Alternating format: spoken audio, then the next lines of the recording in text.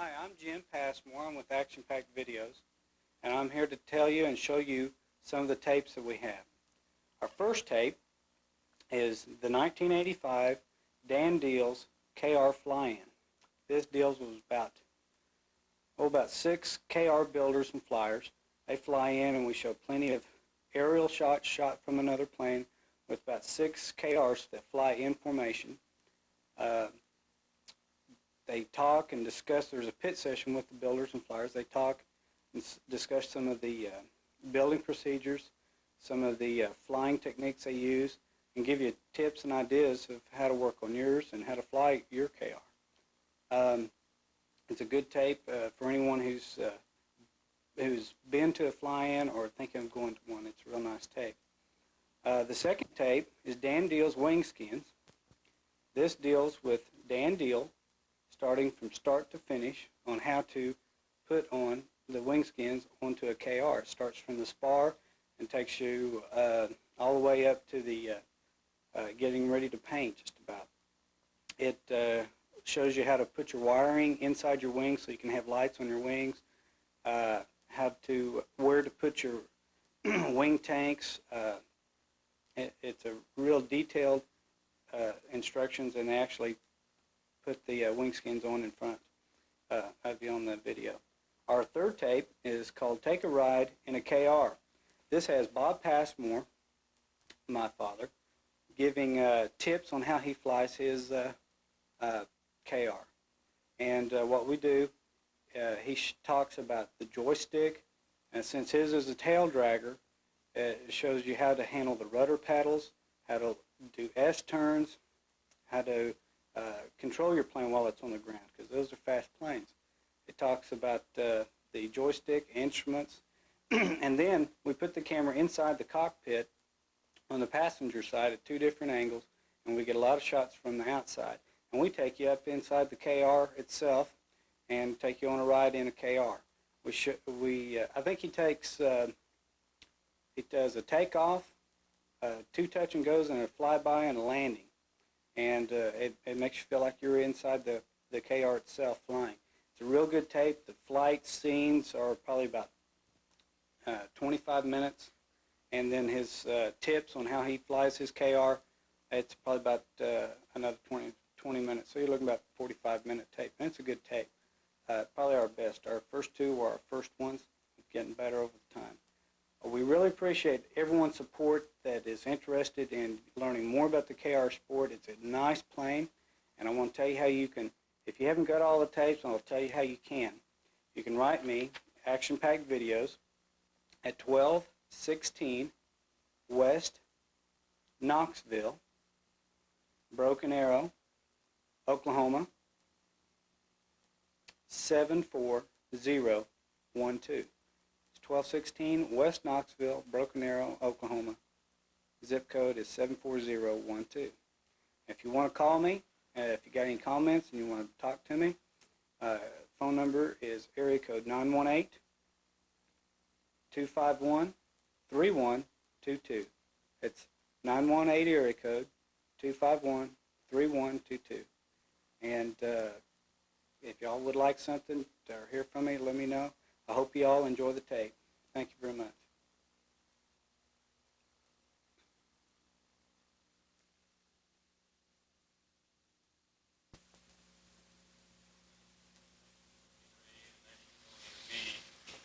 The 1835 uses a A cylinder or piston, and the 2180 uses a B piston. And the difference is the location of the piston hole actually in the piston because of the stroke.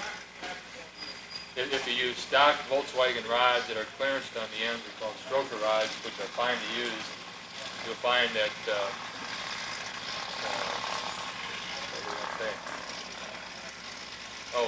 that the piston, when you're checking for deck height, will actually stick out of the top of the cylinder probably around 20 thousandths. And if you got the money and you can get Porsche connecting rods, which also means you got to get a Porsche rod journal and bearing journal crankshaft, that the rod, the top of the piston, will actually stick down inside the cylinder about 30 to 40 thousandths. If you use Porsche rods, you're going to spend another $400. There's a bottom line. That's how much it's expensive they are. And very few people opt to do it, just simply because of the price. It's a lot easier to do a little head work in the cylinder head to increase the CC displacement of the cylinder head to get the compression ratio down, and to cut the top of the pistons off to get them back in the cylinders than it is to spend $400 in force connection device. Yeah? What push rod do you use? Can you use stock BW push rod? It depends. If you use, if this here is your engine, if that's the side of your engine, and say this here is your cylinder right here, and out here is your head. On a stock engine, your cylinder is square on the block, and your head, of course, is down here. On a stroker, 2180, if you have to add deck height shim to move everything out, say you add a 100,000 shim right here underneath the cylinder, between the cylinder and the block, then you have to get a push rod that's 100,000 longer. We can do that two ways. We get ours from Scat. They make push rods for a 74, a 78, and 82 millimeter stroke. That's misleading because you go 82 millimeter stroke doesn't mean you need their 82 millimeter push rod, because you may not add 250,000, which is what their 82 millimeter stroke push rod is longer. We generally use a 74 millimeter push rod. Do they still sell one end out of it? Yeah, you can buy push rods that have one end in, and you got to cut the other end off and shove the end in. They're a real pain in it. You know what to work with, because it's really hard to shove that other end in there unless you got a press, which most of us don't have. Unless you got the equipment to really measure it and get it accurate, it's not going to be right anyway. How efficient are big ported heads on 2180? How efficient are big quarter polished heads? Yeah. We don't do it to any of them. At 3,000 RPM, you're going to gain some, I'm sure, but for the extra $170 you're going to spend for 40 and polishing. I don't do it to my own engine. We don't do it to any of our engines we do. I can't actually give you a number as to what you're going to see in these ones. How about the split port head? Split port heads are not quartered and polished. It's got big valve. Split port heads, well, you can get 3 different size valves in them, but the split port heads, their main advantage is they flow 300, they can flow 300 more % air than a stock fit head. But it's quite a bit of increase. The guys we got using them, and the guys I talked at Oshkosh that have happy split port heads, most of them see between 300 and 350 RPM increase by bolting them on and using them. We're talking a little more than 10%. For how much money? 12 bills by the time you're done. 1,200 bucks. So it's not a cheap, item. In my opinion, you'd really be better off to spend your money elsewhere than on a split port head.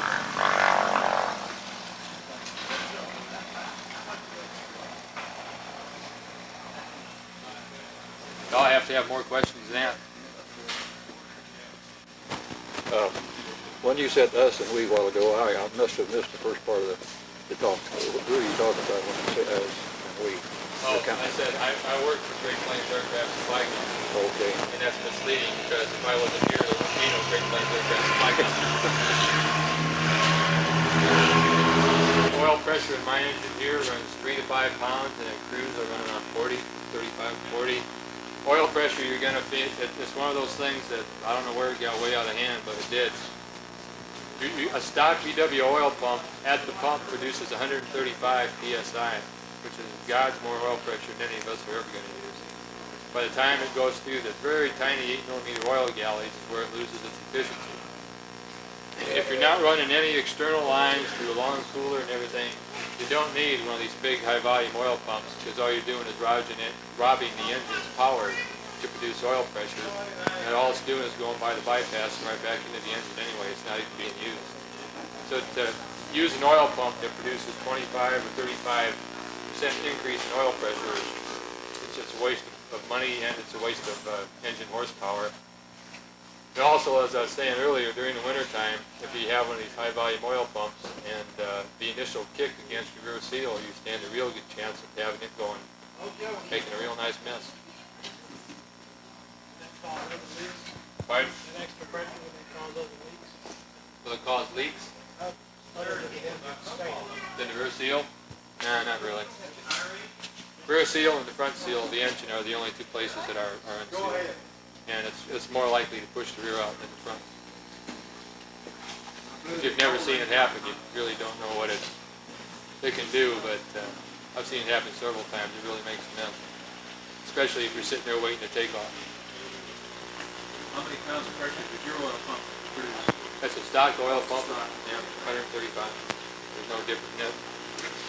Yeah. You drive the Campbell? We don't regrind the Campbell. We use a different Campbell stock.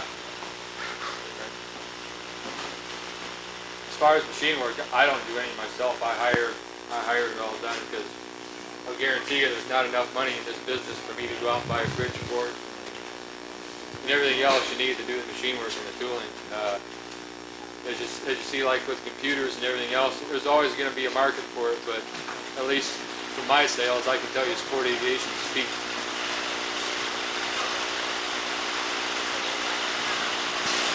Pretty much managed inside the There's a, if you notice on my engine over here, I've got tubes going from the valve covers to a little puke box that I have built in one of my cheeks for the crankcase breather. And we found a new way to do that does away with all the tubing and stuff. On the standing in front of my engine, you see where the generator used to go, the generator stand.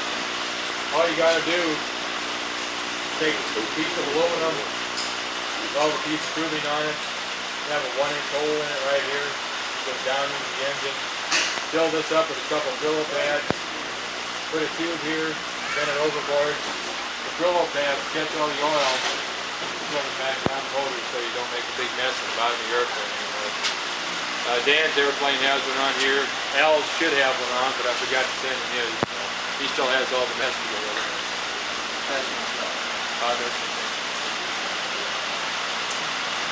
The other thing we found in Volkswagen, we always find out more stuff. Up until last year, we used Teflon wrist pins in the for wrist pin keepers, and we quit. Up until last year, we used Teflon wrist pin keepers in the engines that we built. We don't use them anymore because we found in several of the engines we tore down, including my own, that the Teflon wrist pins, if you're not using an air filter, will really score the sides of your cylinders by collecting all the dirt and stuff in your oil. If you're going to use an air filter, you'll probably get by using them with no damage. But if you're not going to use an air filter and you're going to use Teflon wrist pins, I would replace them because they're going to ruin your cylinders. What they do is they collect dirt and the contamination in your oil, and they grind it into the side of your cylinder wall.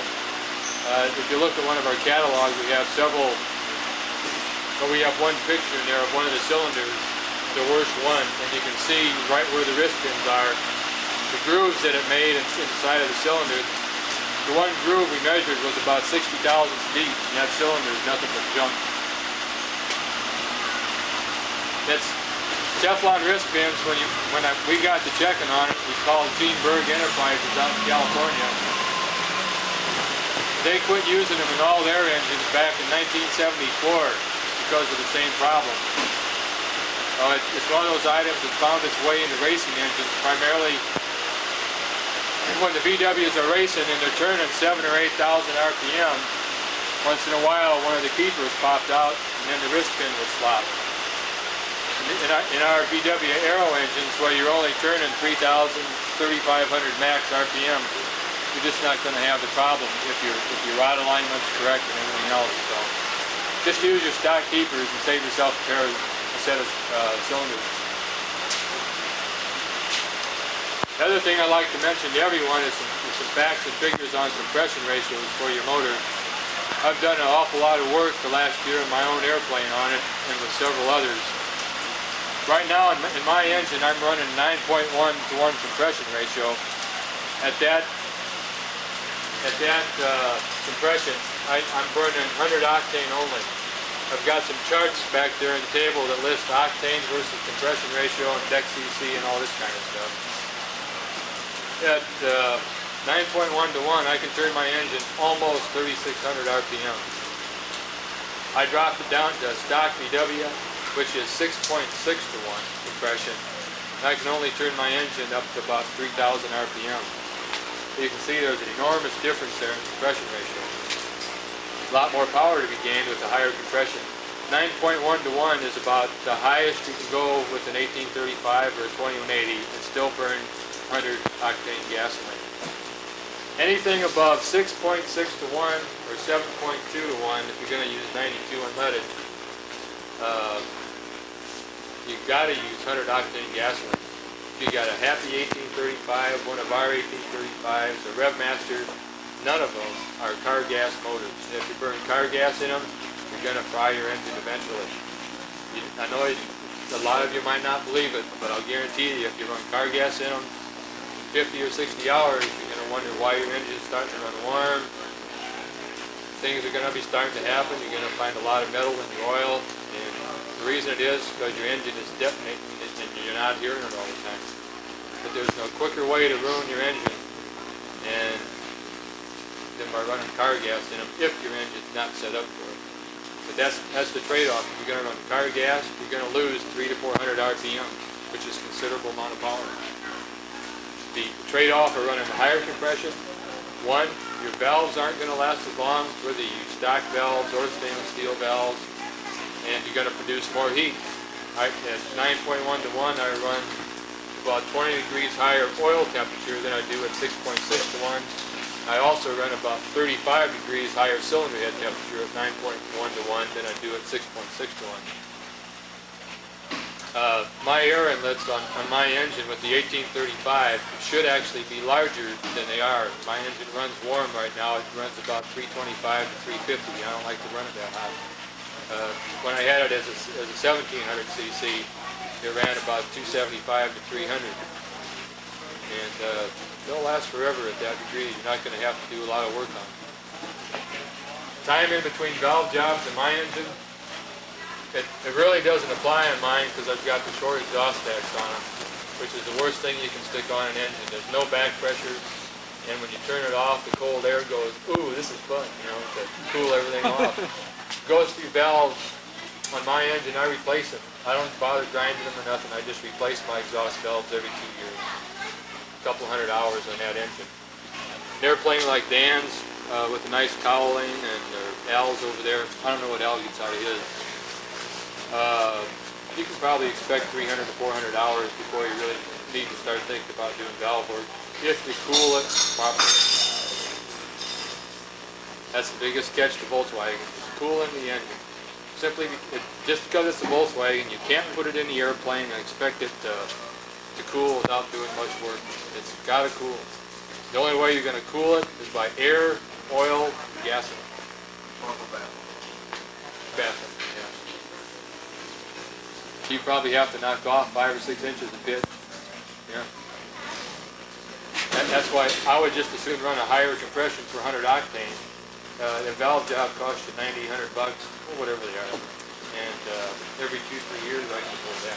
Do they always have to regrind the seat, valve seat as well? Yeah.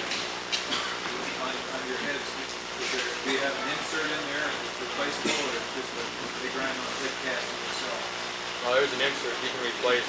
Oh, I see. So You'll find with heads, you can usually regrind a valve seat 2 to 3 times depending upon how damaged it is.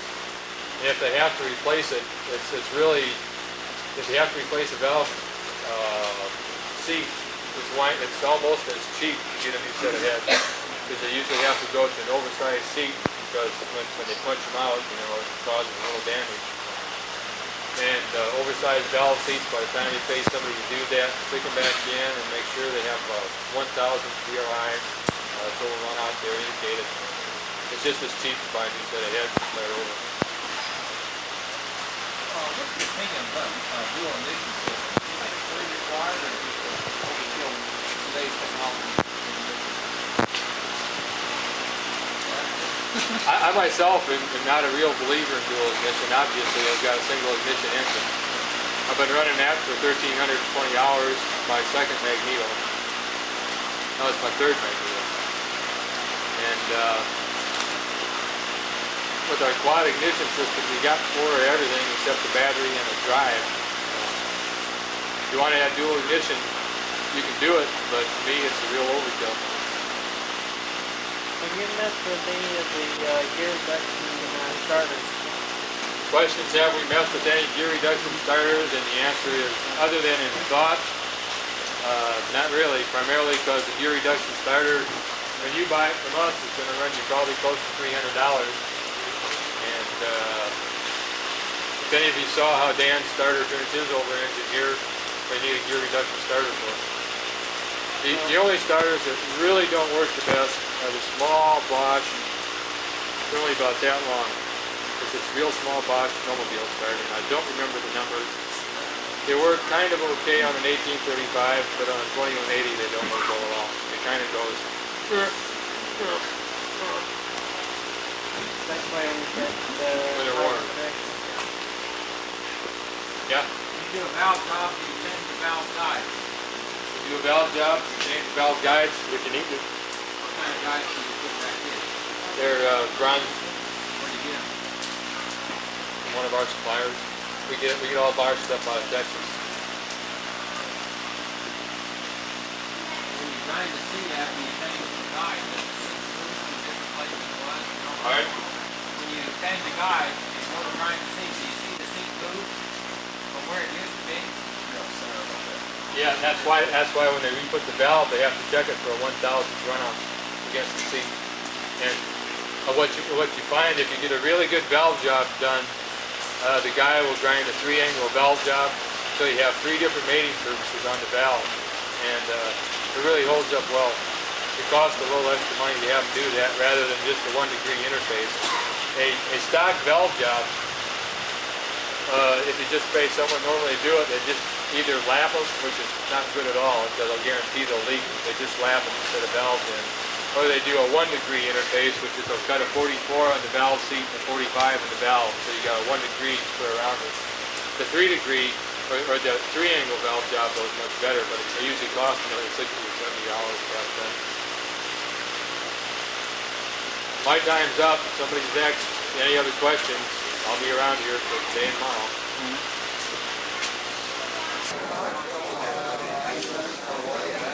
Everybody come on back.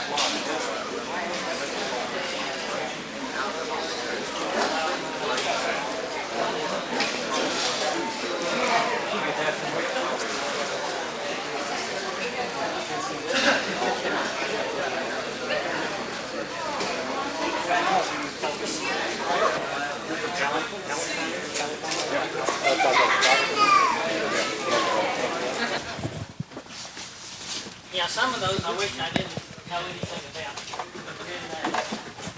When you start learning how to fly a KR, particularly if you're not a tail dragger pilot, you learn right quick that there's some things you don't know. And I wasn't a tail dragger pilot when I started flying the Rainbow Rider, and so I had found in one of the past newsletters that the guy from Canada, I believe it was, said, well, he wasn't a tail dragger pilot either, and so he pulled wings off of it and went and did a lot of taxi work and flying the tail and all that to teach himself how to handle this thing on the ground. And I thought, well, if it works for a guy in Canada, why not a guy in Texas, you know? So when I took the Rainbow Rider out, I left the wings off and started taxiing this thing. The first day that I started taxiing, I couldn't even get over 20 miles an hour, and I was using all the 200-foot runway, 200-foot wide, 5,600 feet long runway that I had. I was just going all over this thing, and I was trying to stay straight, you know. And after the first day of taxiing, which was about an hour and a half of taxiing, I thought, my God, I can't do this, you know. And so I spent all this time building this airplane, and I can't do this, you know. And I was really frustrated when I went home the first day. Well, the second day I come back out and I started taxiing, I found out it did a lot better. What I found out is you don't taxi an airplane the first time with these on. Boots don't work for training, okay? Tennis shoes work real good for training. That's what I had on the second day and didn't even realize that's what was helping me out. it actually took the third day to figure out that there is a difference between shoes. You need to feel the rudder pedals, and you need to be able to feel the brakes, and that tail wheel back there that's going where it wants to. And so what I did is I found out that tennis shoes work best, so I started wearing those. And I started first by taxing up to 20 miles an hour, keeping straight, and just going down the runway. And as the courage built up, I got to about 40 miles an hour. And then one day I thought, what the heck, I'm going to lift this tail wheel and see what happens, you know. And so I got up to about 50 miles an hour. And up until this point, it had been a video game on the ground with your feet, you know, keeping this thing straight. And I mean, literally a video game. You know, you was working it all the time like this just to try to keep this thing going straight. And finally worked up to 50 miles an hour, got the courage and pushed the nose open. Well, the tail end came up, and all of a sudden it was headed off to the right side of the runway. Because the Volkswagen turning the other direction, your front torque, you need to give it left rudder to keep it straight. And so it was taken off to the right side of the runway when I figured out, or remembered that, hey, we need some left rudder here, you know. And so I gave it left rudder and got it straightened up and figured out that flying that tail, now you had the video game on the stick. And so as soon as you lift the tail, you transfer the video game from the feet to the hands, you know. And after I had done that for about 3.5 hours, I had this video game down pretty good. And it was sort of scary at first, because when I first lifted the tail, it seemed like it wanted to even dart more. But as you put more power with the engine, and as you got faster with the airplane, and you got more airflow across the rudder, the better the airplane went. I even worked up to 90 miles an hour down the runway with the tail lifted. And, you know, it was great control. I mean, it was great control. And I was so proud of it, I called Dan up, and I told Dan how I'd worked up to this and how fast I was going, and that if I worked up to 90 miles an hour, I could lift the tail. And I got 26 seconds worth of video game before I had to shut down on the other end. And I said, what do you think of that, Dan? And there was a long silence, you know. And Dan says, you know, he says, you're lucky you're still here to talk to me. And I said, well, why is that? He says, well, you know, just one little dado off the runway, and at that kind of speed, you know, you're just going to roll forever. He says, you're past being able to fly. Just put the wings on it and go do it, you know. So I put the wings on it and went and flew it, and he was right. It was nothing to fly it. What I found out, that video game is a lot easier once you're airborne. But what I found out was that the maiden flight was a whole lot simpler than all this ground training that I was giving myself. And on my maiden takeoff, I really didn't know when I was flying, because my training, I had done so well that I was watching the airspeed indicator, and I was looking for about 55 to 60 miles an hour to lift this tail, right? And so I'd give it the power, and since it was turboed, I was watching manifold pressure so it didn't overboost. And I was waiting for this 55 to 60 to lift the tail, and all of a sudden I felt the left wing drop, and looked down, and I was already 10 feet in the air. And I was flying, never even knew it. I was waiting for this tail to raise up, you know? And so at that point, since I wasn't airborne, I could go fly, right? So you go ahead and fly. And I flew about an hour and a half. They thought I was never going to come back down, but I was having such a good time up there, and I couldn't believe how easy the airplane really was to fly. Of course, I was oversensitized with all my ground training. And when we finally come in for the maiden landing, there was really nothing to it. Just come in and planted it right on the wheels and sort of held the stick up like I'd been used to doing, holding the tail up, and let that bleed down. And, I mean, it just totally uneventful. The video game was great. Didn't even cost a quarter, you know? And the maiden flight just went real good. Well, we put about, I guess, 50 hours of flying time on after that. And Dan had mentioned one of the things he wanted me to tell you about was what happens to crankshafts and propellers when they contact Mother Earth. And we had one of those happen. And early taxi test one day, I was sitting at the end of the runway, and this was back when the wings were off of it, when I was teaching myself all this ground training. And I had powered up, I chocked the wheels in front, powered up, and I was lifting the tail, and I was just sitting there playing with it, lifting the tail and sort of getting the feel of this and everything. And Lee was standing beside the airplane, and he was watching, you know.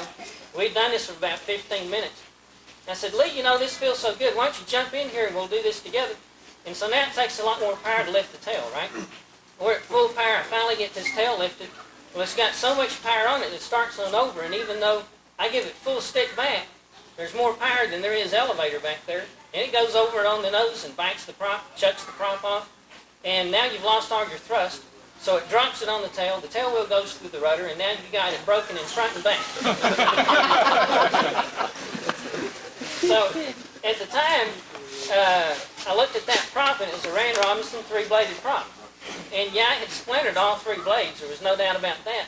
But there was still about this much of the hub of the prop blades left, and I thought, well, you know, we really didn't hurt this thing that bad. I'm going to go put another prop on it, and we'll fire it back up. So we put our 2-blade warranty prop on it, fired it back up, it runs smooth and everything. We went ahead and flew it with that, and 48 hours later on a trip to Oshkosh with Dan, we broke that crankshaft. And we figured that crankshaft broke probably because I had put a stress riser or something in this thing when we touched that first prop down. And so now when that crankshaft broke, we lost the prop over in Maquoketa, Iowa, and now had 2 broken props to hang on the wall. And it's really something to be said, I think, that if you put a prop on the ground, seriously think about changing that crank. Now, nobody in their right mind would ever take a production airplane like a Tiger or something like that. If you put one of those on the ground, people would say right off, hey, pull that crank, magnaflux it, whatever it's going to be, and take a look at it or change it. And a lot of people think, well, if you break a wooden prop, you don't really hurt nothing but the wooden prop. Well, that's really not true. And if you break a wooden prop, think about that crank, because you may lose it. And it's no fun to lose it. It's that prop up there that they say is the fan to keep the pilot cool. When it stops, he sweats. That's really true. So, if you break that prop, think about the fact that you just broke a crank too, and change that thing. Now, was that a forged crank or a cast crank? That was a forged crank. It's the same kind of crank I'm running now. It's a Scamp 4340 steel counterweighted. It's all the good stuff, you know. And what kind of hub did you have? A little short. yeah, it did have a happy hub on it, the little short hub, and I think we had the short bolt that held the hub on.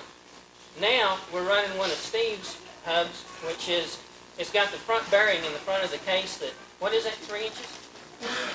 It's about 3 inches long, back into the case. The prop hub actually goes all the way back and is the crankshaft bearing for the front. So it's a lot stronger hub setup now than what I had back then. And that hub, when it broke right inside the prop hub. The crank broke right on the taper, right inside the prop hub. Classic torsional brake, 45-degree angle and everything. And I think it was strictly from putting that prop on the ground. Dan wanted me to talk to you a little bit about turbos and non-turbos and things like that, about what you want to do in powering your KR. It really depends, I think, a lot on what you're going to use the airplane for. Now, I live in San Antonio, Texas, and it's 500 miles to get to here. And I like to come up here. I've got a twin brother that lives here in Tulsa. I like to visit Dan. My family lives over Pocket City. So Oklahoma is really my place to come, and so that's a long trip. Typically, in the Rainbow Rider, a trip from San Antonio to here takes about 3.5 to 4 hours. We come up here yesterday at 3.8 hours. And on a trip that long, you want to get some altitude. Particularly yesterday, we wanted to get over the weather. And when we left San Antonio, the ceilings were 2,200 foot and low scudsy clouds every place. And we climbed through some pretty blue holes around Austin, Texas. Went on up to 9,500 feet. And we sat at 9,500 feet until we hit McAllister, Oklahoma over here. We could see the cloud layer was down, and we didn't want to go skimming over the top of it and bypass Tulsa. So we went under at McAllister and run the scud that was at 2,200 feet here on into Tulsa. Well, on a trip like that, a turbo really pays off. It gives you the altitude performance you want. You burn a little bit extra fuel. I think we burned something like about an average of 5 gallons an hour yesterday for that 4 hours worth of trip. But there are some trade-offs on the turbo. One of the trade-offs that you have on the turbo engine is you have to put up with a lot more heat. And I mean a lot more heat, not just a little bit. Steve was talking about cylinder head temps around 300, 350, a max of 400. You'll find the turbo engine runs 500. And when he talked a while ago about valve life of a couple of 100 hours or so, my first set of valves lasted 100 hours. And I have been running 500-degree head temps, and that's spark plug thermocouple gasket temperature all the time. I would climb up to altitude, set the thing on about 28 inches of manifold pressure, at 13,500 feet, and we'd be cruising along at 190. And I was sitting up there really happy about how fast this little Hitler missile goes, you know. And but you're really cooking that engine, because I had 500-degree heads, I had 1,400-degree exhaust, and I had about 200 to 220-degree oil. Now that's really hot. You can't expect an engine to live forever doing that. And my first set of valves, which were the TRW valves, started leaking on the exhaust at 100 irons. Now fortunately, the Rainbow Rider's got real good instrumentation in it. It's got spark plug gasket temperatures under all 4 spark plugs. It's got EGT on all 4 cylinders, and a set of switches that you can go through all of them and see whatever temperature is doing. And that's how I caught that valve that was leaking. I was on takeoff one day. Normally it runs about 1,400 degree EGT on takeoff, and I had a cylinder that was running 800 EGT. The engine was still pulling power. It felt smooth. It just had a temperature that was 400 degrees off. Well, I couldn't figure out why that cylinder was so cool, but I noticed that the EGT was cool and the spark plug temperature was hot. It was 50 degrees hotter than normal. Made a circle, went back and landed, took a compression check. That cylinder was down 50 psi from the others. All the others had a cranking pressure of 150 and that one had 100. So the good instrumentation allowed me to find that leaking exhaust valve. And when we did the valve job on those heads, I took it to a Volkswagen machine shop in San Antonio, and this particular guy races Volkswagen. And I asked him, I said, what kind of head temps do you run on your Volkswagen? He says, well, you got to take into account, he says, a Volkswagen crankcase in my race car only lasts 3 races. And he says, I split them right in the middle. He said, I turn them 6,000 to 7,000 RPM. And he said, out of a 2,100 cc engine, he said, I figured that I'm pulling over 100 horsepower real easy. And he said, an engine's only good for 3 races. And he said, I run it really hot. I get it about 350 on the head. And I said, 350? I said, that's my approach to landing temperature. And he says, well, what are you running on the head? I said, 500. He says, 500? And the head still stay on it? And I said, well, half for 100 irons. He couldn't believe it. He says, man, what you got for valves in that thing? And I said, these little TRWs, and as you can see, this exhaust is already leaking. He says, man, I'm surprised the head ain't plumb gone off of it. And he said, I can't believe you run 500 degree heads. So he did a valve job on it, put Manley stainless steel valves in it. We put it back together. He says, I want to know how long this thing lasts. And I says, well, I may be back to see you in 100 hours. I really don't know. But he was very concerned about how hot that I run that motor. He was also concerned about how hot the oil temperature runs on it. On climb out, I usually run about 220, and in cruise, I run about 195 to 200. And so we're keeping a pretty good eye on this motor. It gets a lot of maintenance. I look at it before I fly, after I fly, and hope I don't have to look at it while I'm doing it. But right now, I've got, I guess, 100 hours on it since rebuild, and it is pulling power good, running fine. I'm really happy that I've got the turbo on it and have the high altitude performance. But let me tell you about flying with other KRs that are not turbo. When I fly beside Dan and we go to Oshkosh at about 8,000 feet, we're generally running around, I guess, 160 miles an hour or so. And down at the low altitude, around 8,000 feet, I'm having to run 4 inches more manifold pressure than Dan does to stay beside him. Now that 4 inches of manifold pressure is because of the pressure loss you're getting across your turbo. I've got a whole lot more plumbing on the intake on it. So there's a lot of pressure loss across that engine that the naturally aspirated engine doesn't have. And you're paying a penalty for that pressure loss. You essentially have an air pump here. That's all an engine is anyway, is a big air pump. And each one of those inches of manifold pressure you have to run that you don't need costs you power. It also costs you fuel. And when Dan and I are running side by side at about 160, and I'm running 4 more inches of manifold pressure than he is, I'm burning 6 gallons an hour, he's burning 4. I'm running 4.2 or 3. Okay. I'm running a 450 to 500 head. He's running a 325 or 350, something like that on the head. And I'm running about 20 to 30 degrees higher oil temperature. Now, that's just to fly beside him at 8,000 feet. Well, that sort of tells you there that if you're going to fly at 8,000 feet or below, why do you need a turbo? You know, it just costs you. It don't help anything. But if you want to go high now, if Dan and I go to about 10,000 feet, that spread between our manifold pressure comes down quite a bit. And I can start pulling him on airspeed around 10,000 feet. Now, I like to go even higher than that. I routinely cruise at 13.5, and I have been to 15.5. Up there, Dan's would probably not make it because he'd run out of poop on the engine before he could even pull the airplane up there. But up there, something that I noticed in particular is all the other general aviation traffic is below you. There's very few of these kind of airplanes like the Tigers and Cessnas and stuff like that. They don't go that high.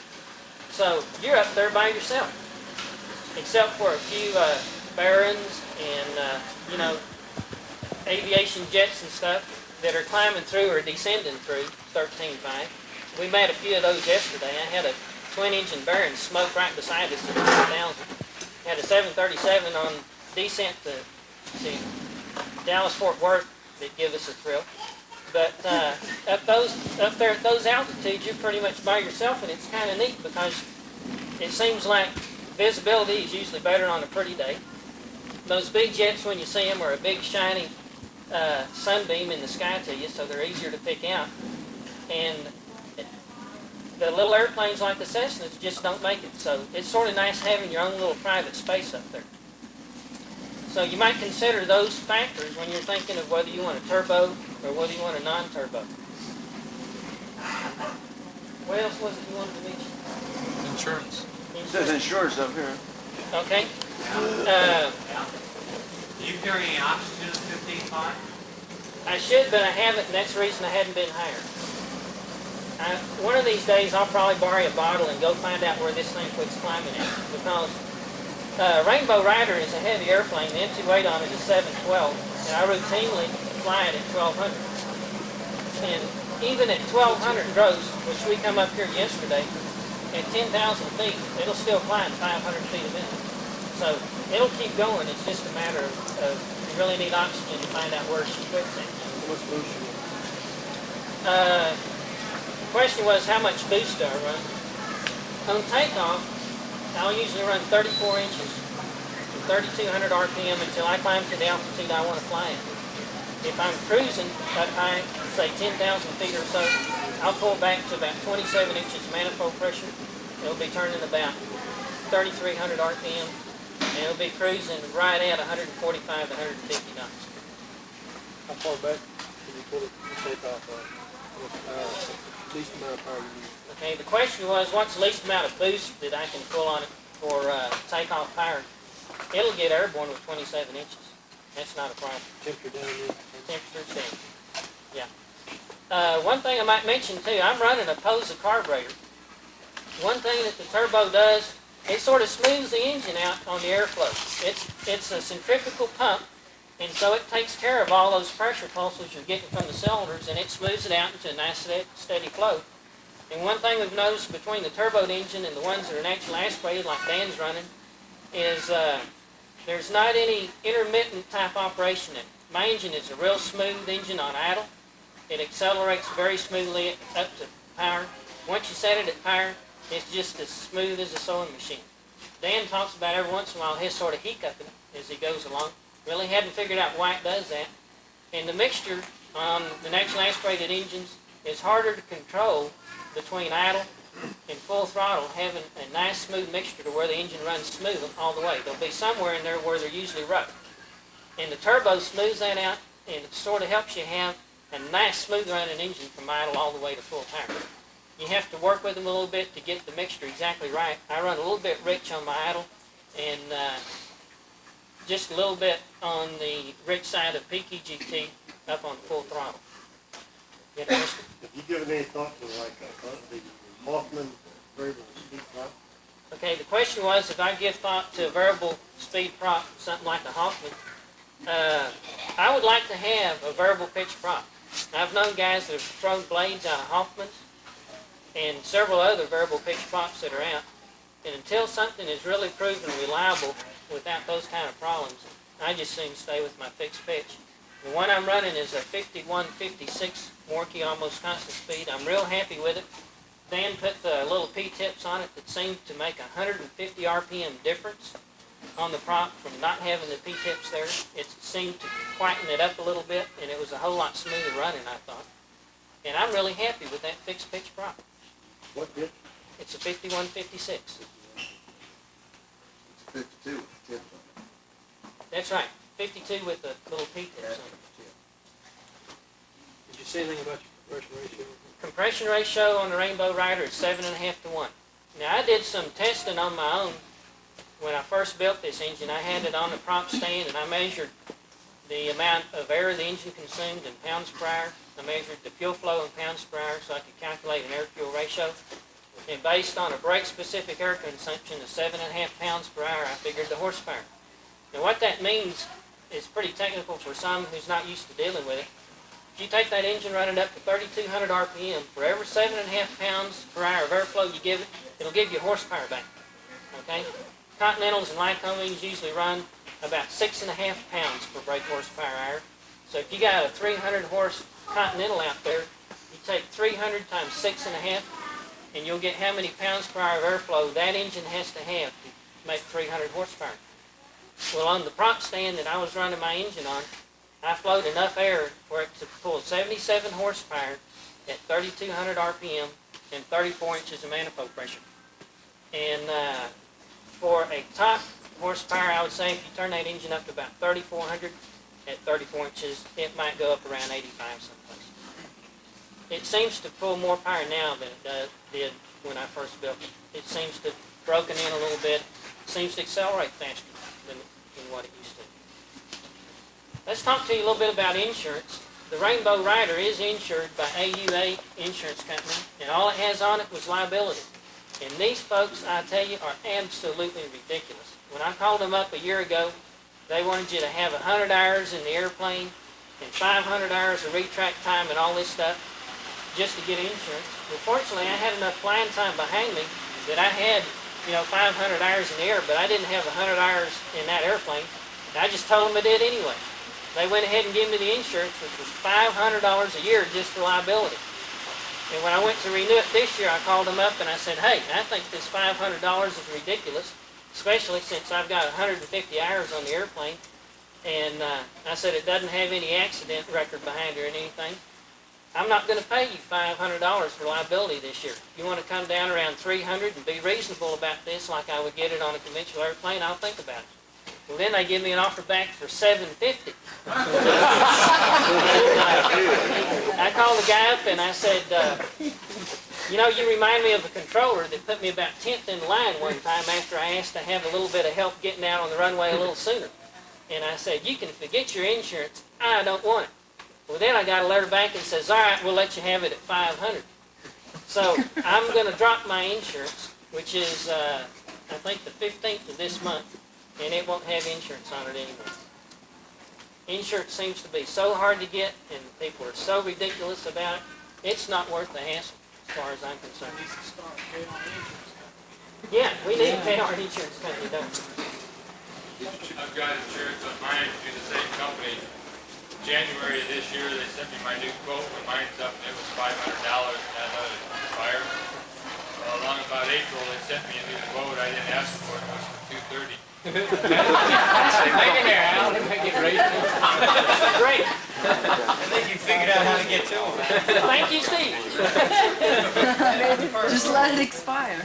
Is there any other questions? You check with the Venco, I called Eventco up when I heard that they was going to insure EAA. I called them up and I said, hey, I got a KR I want to get it insured. This was before their September startup or something, and they said, don't talk to us for another 3 weeks, And I said, well, why don't you call me in another 3 weeks or whenever you decide you want to talk to them. You left my number with them. It's been 2 months and I hadn't heard nothing yet. Yeah. I called them up there, same thing you did, later.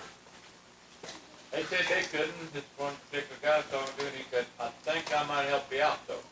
He said, stay around the phone. A couple hours, a guy called me from Memphis, Tennessee. And he told me what it was. I don't remember the name of it, but he said for $356 for 6 months, we'll insure you, but you got to have, one day I know how much tail dragger time I have, you got to have 15 hours of tail dragger time in another airplane, and then have 50 hours on yours. By that time, I don't need insurance. All my wrecks is behind me.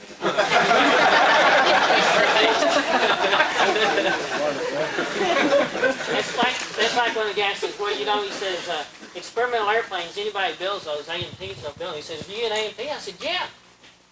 And he says, well then we might be able to help you out a little bit more. And he says, what's your A&P number? I said, I got the same A&P license the Wright brothers did. That wasn't good enough for him. Anyway, it's a big hassle. And insurance is costing us all a lot of problems, I think. Any other questions about the Rainbow Rider? Turbos or non-turbos or anything like that? Steve? Yeah. Since you're running so hot, did you have any problems with vapor lock? Oh, let's talk a little bit about vapor lock.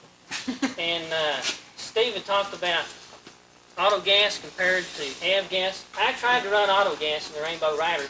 I could not get taxied to the end of the 5,600-foot runway before it vapor locked. And it is a turbo engine, so it's tight. It's got a lot of heat in it. And it's probably just as well that it wouldn't do it, because the power that I pull, it probably detonated and caused a problem anyway. I had a hanger partner that had a Q2 that had a RevMaster 2100D in it, natural aspirated. And the guy never did get airborne. He had taxied around the airport. He had run full power several times, melted a head, and blew the spark plug out. And that thing detonated on the ground. You never heard it, never knew it was there or anything. But auto gas was what did it to it. So there's not going to be anything but av gas in the Rainbow Rider. Hey, Al, did you ever think about using sodium to fill the exhaust valves on that motor Well, for temperature reasons? I guess a person could, although if you talk to a lot of the people that run VWs, they'll tell you the best that's available for it is a manual stainless steel. And ask me another 100 hours and I'll see if I agree with it. I read, excuse me, go ahead. Sorry. I read word, happy at going to sodium. That's in his literature, he's advertising, sodium-filled valves. That's why I was wondering if there was an advantage to that. Do they Well, dissipate the heat or something? Is that Yeah, they'll dissipate. Sodium dissipates heat. But I guess what you need there is something that cools if you're having a real bad problem warping valves. Okay? The valve that I had a leak on didn't seem to be warped. It just started leaking. And yeah, maybe I just melted the thing. I really don't know. But with a 500-degree head, it wasn't getting much cooling through the seat, that's for sure.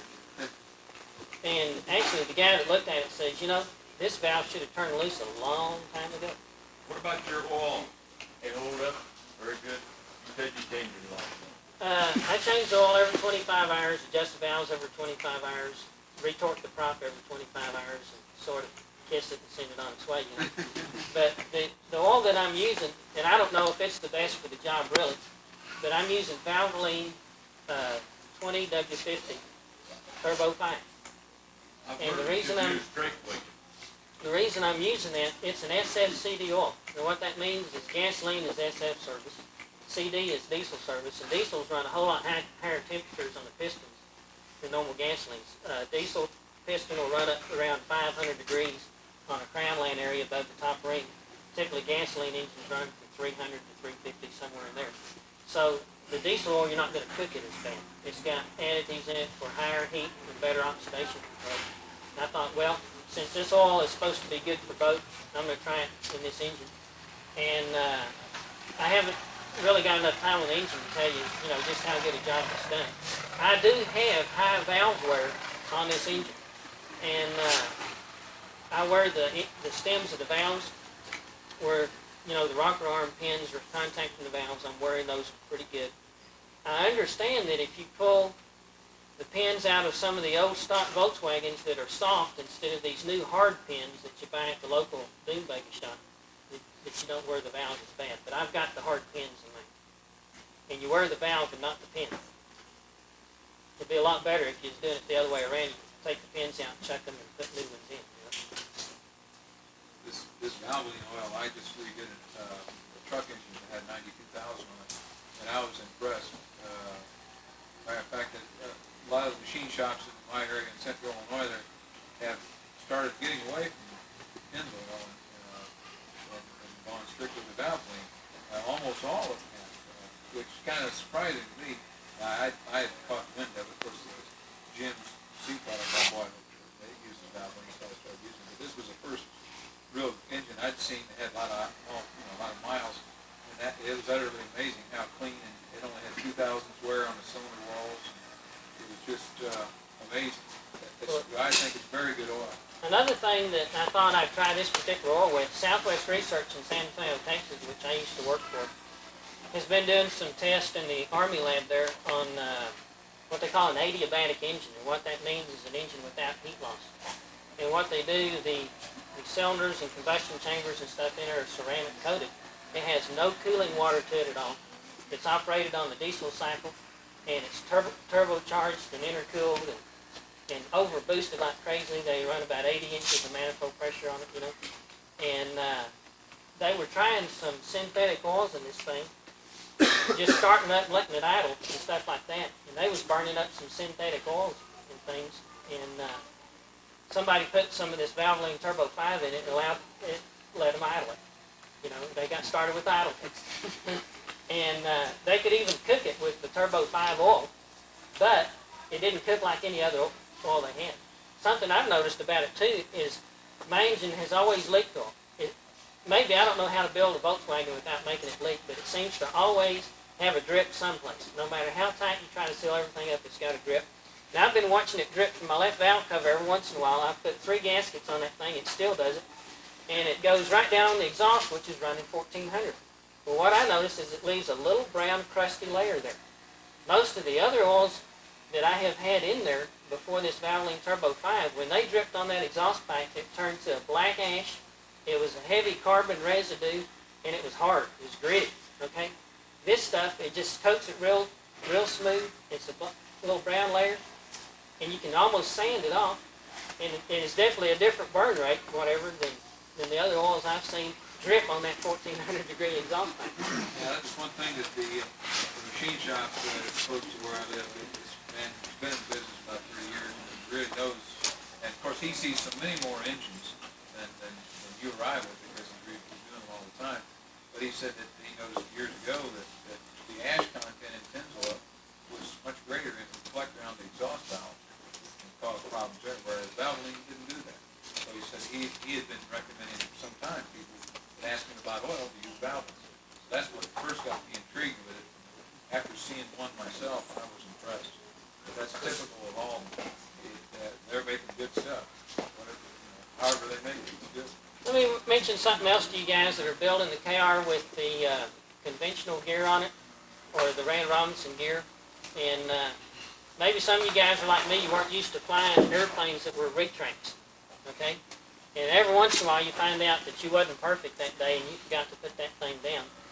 And I found that out one day. Dan had told me that every KR pilot is going to do a gear-up landing. There's only 2 kinds, those who've done it and those who are going to. And I was out flying with John Shaper. He was down to visit me. I guess it was last year sometime. John and I was out having a good time, and we was buzzing a friend of mine who lived at Medina Lake and doing flybys where we didn't belong, but that's despite the point. And on one of our pull-ups, I noticed a vapor trail behind John's airplane. And so I told John, I says, "Hey, did you put smoke oil in that thing, or are you trying to impress me back here?" He says, "What are you talking about?" I said, "You got a vapor trail behind the airplane." I said, "Stay still, let me pull up behind you, you know." So I pulled up underneath John, and I could see oil coming out the belly. I says, "Hey, John, you got an oil leak." He says, "Yeah, I know. The oil pressure just said so, too." And he says, "Let's go put this thing someplace." So we set it down at San Antonio International, and we found that he'd cracked the case right over on number 4 cylinder on the top stud that goes up to the oil pressure sending unit. Well, says, "John, leave it here. Let's go get a trailer. We'll haul it home." John says, "No, it's only about another 30 miles over to where we're going. Let's just dump another quart of oil in it, and we'll fly it over there." Well, we went ahead and did that, and I was so worried about John on the way home, you know, making sure that he was going to make it, that when we come over the airport, I cleared the airport, went around, and John landed, and I was so worried making sure that John landed and everything, you know, that I forgot about me and the Rainbow Rider. And we come down, and I come in on final approach, and I put it down. And Dan Diehl's always trying to get me to 3-point the airplane or put the tail wheel on first, which is something I've had an extremely hard time doing. This particular time I come in and I put the tail wheel on first, and I thought, man, Dan would be proud, you know. And, I looked down, and all of a sudden, I noticed that the gear was up, you know. And I firewalled that thing, 40 inches of boost, you know. And I pulled all the way back on the elevator. Well, you can't force a tail wheel through the asphalt, so it's going to stay right there. And it seemed like it took forever, for that thing to gain speed. Fortunately, I'd come in too fast, which is what I do a lot too. And the airplane just run about 500 feet with the tail wheel on the ground. And I know that, I was just like this, trying to get this thing to get off the ground. And finally, it developed enough speed where the wing picked up and we took off. I come around, and John was still rolling out, and I blasted by him at about 100 knots on his right side. And I had no choice, I couldn't slow down and stop. And so I circled around and put the gear down and landed and taxied up behind John. He says, "Al, you look white as a sheet." He says, "And why did you blast by me like that?" And I says, "Well, John, I almost become one of them KR pilots that did, And so after that, I come up with this little gear warning system, which operates off of manifold pressure. It's a little vacuum switch that hooks to the turbo boost. And if you pull the engine below 17 inches of manifold pressure, it triggers this little vacuum switch, which in turn is connected to a switch down on the gear, that if the gear is up, it's grounded. It turns on a light, and a little horn that squeals so loud it blasts you right out of the airplane. And it gets your attention real good, So if you aren't the perfect, retract pilot, you might consider doing something like that before you become one of those who do. Thing is to keep it clean. And the Volkswagens don't really have a filter. They just got that little screen in the bottom. And so I, personally, I change mine every 25 hours. Usually it's ready.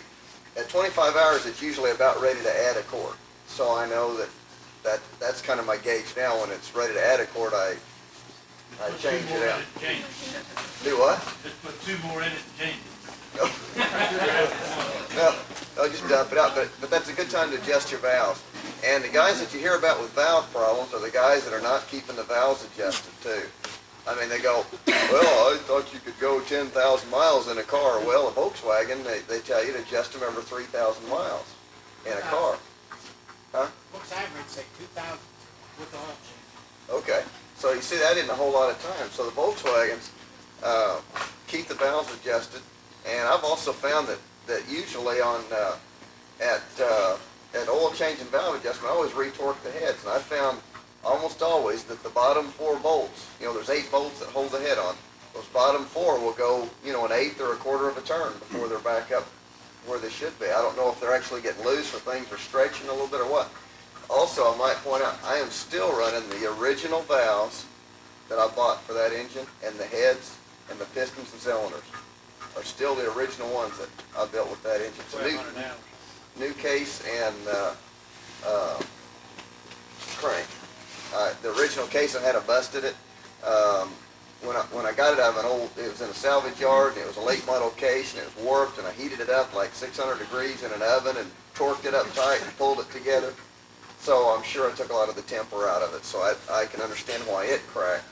And plus it had the big diameter head studs, which don't stretch and give a little bit. So they cracked out around the inserts where the head studs go in.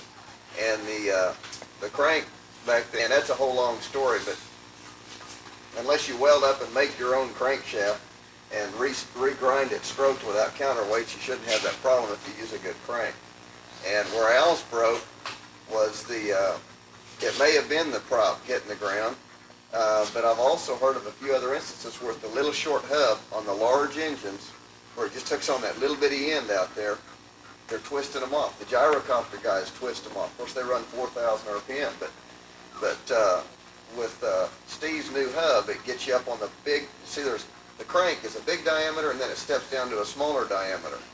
And Steve's new hub gets up on the big diameter of the crank. It's not just that little bitty end out there twisting off the end. So that pretty well's eliminated most of the problems. And I run sometimes 400, 410 on climb out on my heads. And y'all were talking temperatures and stuff. Cruise about 350, and they'll last forever. One thing that happens, I wish everybody'd buy them. I need some money, but they really can save you a lot of time. Right now, the wings are $825, and the tail feathers are $4.50. If you have any questions on them, just ask. I'm not going to grind it into the dirt. We do have some other stuff. I've got an engine back there that's for sale, by the way, that came out of Bob Passmore's airplane. We did some trading around, and he ended up with a 2180, and I ended up with his 1835. So it's got a little less than 250 hours on it, and it's a primo engine. You know, if you just wanted one to bolt in and go, that's it. That's the engine that burned 2.2 gallons an hour when we were burning 5 going to Oshkosh at about 3 years ago. So anyway, good in what? On your skins, the three-molded skins here on the wings, the spars don't go through the wheel. The spars stop, you can see in the mold there where they stop, yeah. What do you do from there on out? Well, we have a little ply foam section. It's made the same as the in fact, it's back there. Just a little piece that just butts into the end of the spar.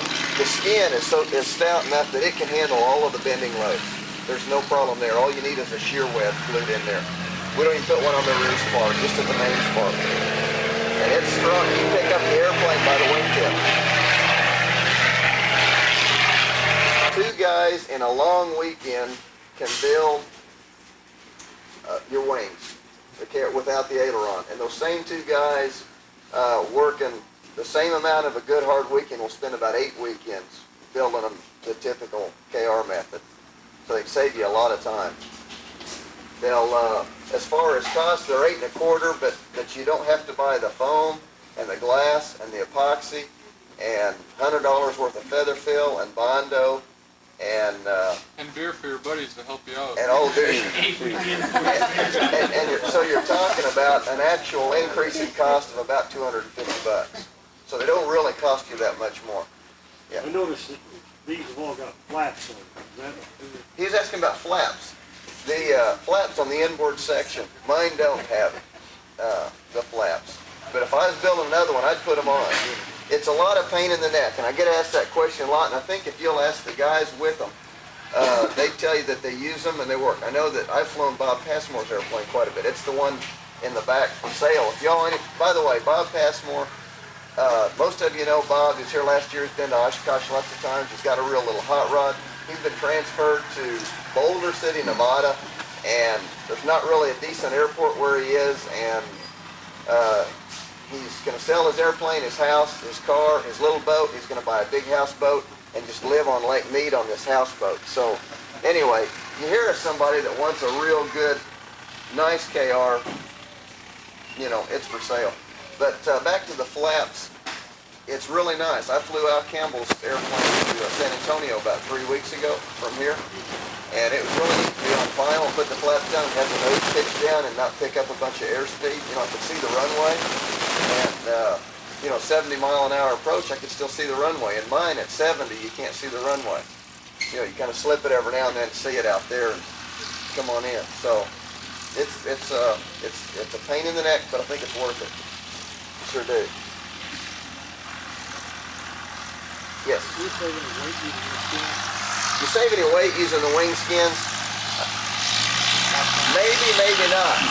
The average guy, great. And these come out at 43. Mine was 42 and 43. And the heavy one has my antennas and stuff all in it. Those have 15-gallon tanks in each one, which is worthless. You know, where are you going to carry? I can fly from here to New York nonstop. I'd have to parachute out, take a leap to get back in somehow while the airplane goes on. But anyway, that was a slight miscalculation. I think 20 gallons, 24 gallons is a great plenty. I don't need 43 that I have total. But anyway, I didn't quite finish answering your question. The wings I took off of there were, I did a pretty decent job on the foam, and I had 1 layer of glass on them, not doubled on the leading edge. Virtually no body putty, no filler. They were kind of rough, you know, just kind of what you end up with if you don't do much filler. And they weighed about 39 pounds, so they were actually lighter than this.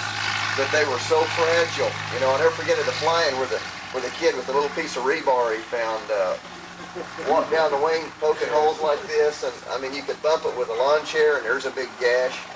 You know, it was just a very fragile wing, and they've been patched and redone so many times that That's not cool. Most of the guys that are building the wings, the standard KR method, are using 2 layers of glass now. I really recommend that if you're going to build them. Square feet, very little bit, because the wing is tapered a little bit more. It's a little longer, so you have a little more efficient wing. You offer that sheet for 25 Yeah, you can get this form on it. Yeah, the assembly manual comes with them. I don't give that away. It's 15 pages, and, but the first 3 pages of it are spar and dihedral and washout and how to set all that. And yeah, I'll give that to you. Yeah. He's asking about the swoopy up tips. Most of the guys, I didn't invent that. That's a movie, the Royal American. That guys at NASA. The idea on that is it gets the wingtip vortex away from the airplane. So instead of near the stall, the vortex coming back and canceling out your ailerons, it's all behind. So you have a lot more aileron control through the stall, and it gets that turbulence off of your wing, which effectively increases the aspect ratio. Supposedly, Mooney picked up like 3 miles an hour on cruise, everything else being equal, just by putting the tip swept up, because they got the wingtip turbulence out away from the wing rather than having it burbling around right at the wingtip. So it just smoothed it out a little bit better. And it lowered the stall speed on the Mooney a little bit. I know for a fact that when I had my other wings on there, we built all that. We put the swooped up tip. That's the first KR that I knew of with those tips. And he could be flying along just real nice and slow, and I'd be passing him, and the airplane would be stalling and falling off, and I'd be dancing on the rudder and everything. Bob's full control flying right along. So his stall speed was like 5 miles an hour slower than mine. So there's something there. Questions? The other thing I was going to mention later on, Keith James's project here, and this is just barely a KR. He's got a million modifications going on it, but he's got a set of tail feather spars back there and some of my tail skins, and later on this afternoon we're going to be kind of gluing them together, or at least fitting them up. I don't know with the weather this cold and humid, I don't think it'd be a great idea really to actually glue them all up. It ought to be a little drier and a little warmer. Vinyl ester resin, we buy it by the drum. I don't know of any place that sells it but us by the gallon. It's 25 bucks a gallon. It's a whole lot cheaper than epoxy. You can vary the cure time just by changing the amount of hardener with it, and there's no skin allergy problems, and it bonds to itself great. Like when you put like a second layer after it's cured out, it'll Bond to itself real well. You don't have to sand it much. Really at all. Just kind of get the fuzzies and stickers off. Yeah, it's whereas fiberglass, the epoxy you'll have to sand very well. Right. Yeah, we vacuum mold those. We have female molds, and we put a layer of glass in there, and then we vacuum bag the foam cores down. We let that cure, and we take our bag off, and then we skin the inside. So there's actually a glass sandwich. Yeah. so since you got the same 2 layers, You got the same 2 layers, but you got them separated by a core, which is the best of all. The standard KR deal, you got all your foam, but you got your glass out here. Well, the foam can still move. It's still really not a very stout structure. But anytime you can get glass, foam, and then glass, you've completed the sandwich. Yeah, your stiffness, as a rule of thumb, your stiffness goes up by the square of the thickness. So you make it twice as thick, it's going to be 4 times as stiff. Make it 4 times as thick, it's going to be 16 times as stiff. And that's on the shallow side. It's usually much better than that even. So anytime you can increase your thickness, we use a 1/4 inch core, so you're talking about a 1/4 inch thickness. And with a lightweight filler in between, you could get the same stiffness by making it 1/4 inch thick solid glass. It'd be just as stiff, but it'd never fly, of course. You couldn't get that much weight off the ground. You know, like a measuring cup, you ladies will know from the measuring cup. It's 8 ounces to 5 cc's, so get you a little hypodermic syringe, squirt 5 cc's of hardener in it. Now, if that kicks off too fast, just go to 4 cc's next batch. Or if you need a little faster cure, go to 6 cc's. You know, you can vary it quite a bit. Like on a cool day, I'd use about 8 cc's a day. That'd give me about a 18 to 20 minute cure time. Gel time, not cure. It's when you buy the vinyl ester from us, we have it promoted. It gets pretty technical pretty quick, but vinyl ester by itself won't ever kick off, even if you put a gallon of hardener in it, unless it's got promoters in it. Well, we have it promoted when we buy it by the time of year. Like right now, they're putting more promoters in it because it's winter and it's getting colder and all of that. Summertime, they run less promoter. So, you know, if you buy some in the summer, it doesn't have very much promoter in it, and when you save it, use it in the wintertime, you have to use a lot more hardener to get it to go. Conversely, if you buy it in the wintertime, we ship you a winter batch, and you save it 6 months or 8 months, and it's 100 degrees out there, you're going to find it, wow, that's going to get you in 5 minutes. And so in other words, that's why I say buy it as you use it. I bought that 6 months ago, haven't opened it or anything. Can I still use it for my windskins? Is it jelly? It's still like the way you give it to me, super liquid, and there's no When you crystals turn the in it. bottle over, does it run like liquid? Just, yeah, Doesn't fall in there like a bunch of jello? just like soda pop. It's fine. Yeah. Seems like air station. But some of you guys running the epoxies and even the vinyl esters, if you're going to run auto gas, it's going to melt it. I don't care what a resin you've got, in time it's going to eat it up. Because of the toluene that's in car gas now, and the alcohol, methanol and stuff. So we strongly recommend, Randolph Products has come out with a brand new fuel tank slosh. It's like milk and magnesia. You buy a quart of it, you dump it in your gas tank, you turn the wing upside down, or the fuel tank, whatever it is. Coat the inside, you dump it all back out. Well, what coats the inside seals any pinhole leaks, and it seals your rev so you can run car gas in it. So Randolph makes it, and I believe they're somewhere in Minnesota, I believe. But they advertise in Call Wicks or somebody. They all have it now. It's a brand new, come out about the last 3 or 4 months. Tanks too. Most of the guys are carrying. If you don't carry 16 gallons up front, you're going to want wing tanks, because 16 gallons. Let's say you're burning on the high side of 5 gallons an hour. 5 gallons an hour, 16 gallons, that's 3 hours, and you got one to get down on. So 3 hours, that's fine, but if you got, say, 12 gallons, or 13 gallons like I do in the nose, at 5 gallons an hour, actually I burn about 4.2 or 3, but, you know, figuring kind of high and whatever, at 5 gallons an hour, so I've got a little over 2 hours. That isn't enough, you know, I'm just getting up, getting warmed up, ready to go, but, you know, quite commonly we'll sit for 4 hours in the airplane. So you need to figure, you know, 16 to 18 gallons.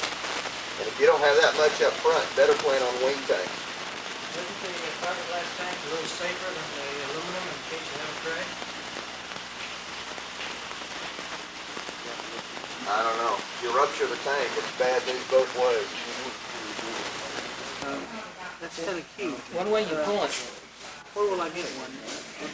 I found that, you aren't going to believe this, I found that at the Kerrville Flyin for $3. You couldn't make it for that. And, you know, essentially all it is just like that. Where did you find that? That little flapper valve I found at the Kerrville Air Show for $3. It was in the country store there. If you keep your eyes open, every once in a while you find a bargain. Yeah. This airplane that I built here is known as the Rainbow Rider. This is the logo that we made for it, which is a 30-degree shot of the airplane, airbrushed onto the airplane, flying through the rainbow with the sunset in the background. The canopy on this particular airplane is that of the Polywagon. It's a little bit larger in total height and total width than the regular Rand Robinson canopy. It makes a lot of real nice room for 2 people. The instrument panel inside this airplane, the panel in this airplane is essentially an IFR panel, except for the fact that it has not had a transponder added to it or the second radio. And we routinely take this airplane to 13,500 feet and generally have a cruise speed of around 190 miles an hour with the turbo engine. The interior in it is a nice soft velour interior that was made by my mother, Mary Lou. And we have about a 3-inch foam cushion in the bottom, gives a nice soft, cushy feel. More like sitting in a car almost than some of the really tight, cooped-up airplanes. That's the instrument panel in the interior. Ready? The engine in this airplane is a 2180cc Volkswagen engine. It is turbocharged. It has a Rayjade 300 series turbo on it. This little engine running 3,200 RPM at 34 inches of manifold pressure is putting out almost 85 horsepower. Because of the horsepower capability of this engine, it has to have a greater pitch on the propeller. The propeller on it is a Bernard warranty propeller. It's a 52-inch diameter, 56-inch pitch, and it's the one that Bernie calls an almost constant speed. It actually does flex with a change in load conditions. And our static RPM on run-up on the ground is about 3,200 with 34 inches of manifold pressure. When we go to 10,000 feet with it, we get about 3,400 with 34 inches of manifold pressure. So it is varying in pitch slightly, even though it's a fixed pitch wooden prop. This engine installation is also cooled with a Type 4 Volkswagen oil cooler. The oil cooler is mounted on the bottom. It's fed by a NASA duct on the bottom of the inlet cowling. We're running a regular 32 millimeter post, a carburetor. This carburetor is the one that has the leaning capability on it and is known as a super carb. One of the things that has been added to this engine installation for flying the high altitude flats is a heater assembly. This exhaust pipe, which is the turbo exit pipe, has had a shroud welded around it. We take high pressure cowling air, run it through the turbo pipe just around the shroud, through this hose here into a flapper valve assembly which controls it in an on-off situation. When it's turned on, the flapper valve is up and all the air goes into the cabin between the rudder pedal of the pilot's feet. It's a pretty warm, toasty heater, and at 13,500 feet, it'll keep you real nice and warm on the inside. The cooling air for the intake is these NASA ducts. They have regular airline fittings on the inside of the cabin where you can adjust and turn them on and off like you do conventional airplanes. And I mix this inlet air with the warm air from the bottom to regulate the temperature in the cabin to the temperature that feels comfortable. This airplane has 3 fuel tanks. We have a 15-gallon tank in the main. We have 8 gallons in each wing tank with a total of 31 gallons on board. That allows us a flight time of about 6 hours on this airplane.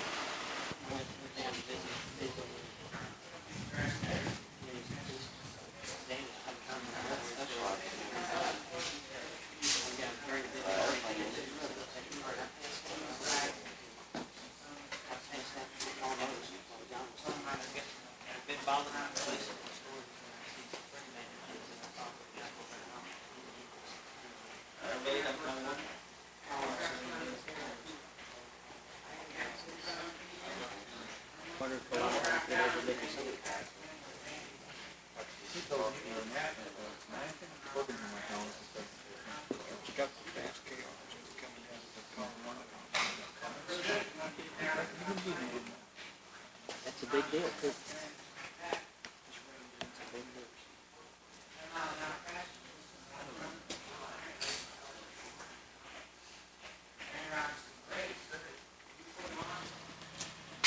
I wonder if it sells it, if they'll really build anything else. I don't know.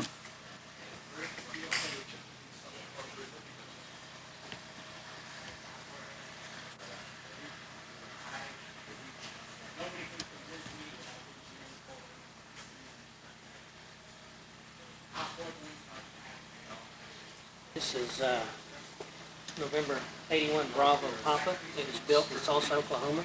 This airplane features an axial aspirated 2180cc engine.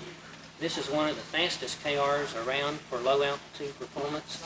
This little airplane will get up and out, climb and outrun any of the other KRs at altitudes of 8,000 feet and below. Even the turbo airplanes that are running today have a problem staying with this down low, but once they get around 10,000 feet, they can start pulling away from it. This airplane was built by Bob Passmore, and I've flown in this airplane about 2 times, went to the Salina, Kansas fly-in in it. It's a very nice flying little airplane, and Bob is asking $10,500 for it. That's a real good price for the airplane. You probably couldn't start over today and build this airplane and have what you have here for that kind of price and materials. The little airplane, as I recall, had a cruise of around 165 to 170, around 3,000 feet. And it's a pretty nice, quiet airplane, even though it's naturally aspirated. The exhaust system is pretty quiet on it. And it's probably the sleekest little KR naturally aspirated airplane that's around. It has a lower profile on the canopy than most of them. It has the flip-up wing tips that recover the energy out of the wingtip vortice losses. It's a conventional tail dragger here with a retract on the main. Has a real nice paint job on it and probably as pretty as any we've seen.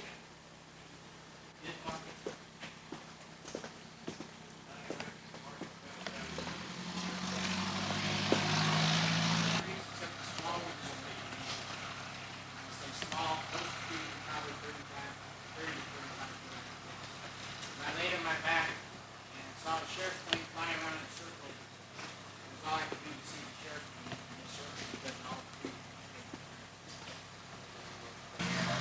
Roughly another hour.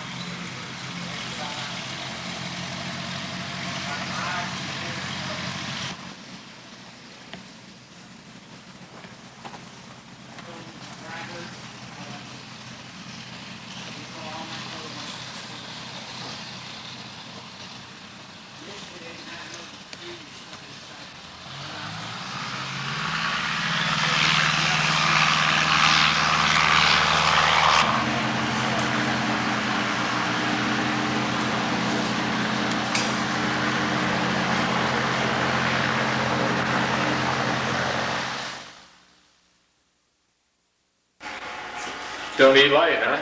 No. No, this is pretty nice.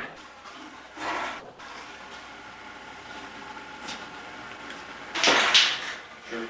Hold it back here. Let me do it. Yeah. That's experience in here. I had a good job. Carved it out. He did good. What are you painting there? Soapbox derby, or a plywood derby. Yeah. Got to do a little of that too. Yeah. This was last year.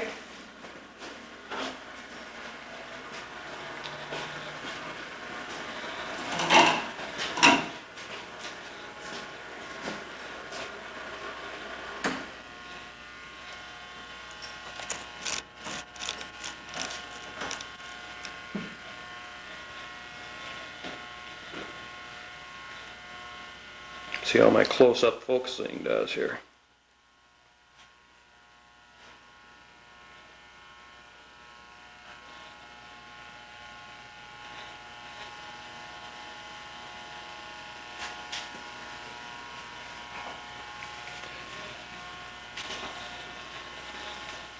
Why don't you work your back seats there, or your seat backs.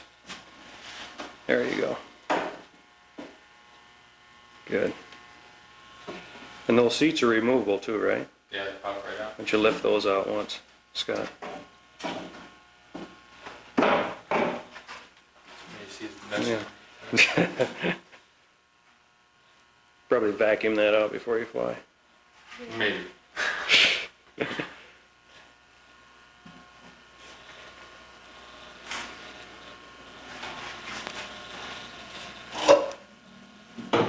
Oh yeah, you retreated the rudder hinges too different, didn't you? Mm-hmm. I was going to get a shot at that. What'd you use there? Rod ends.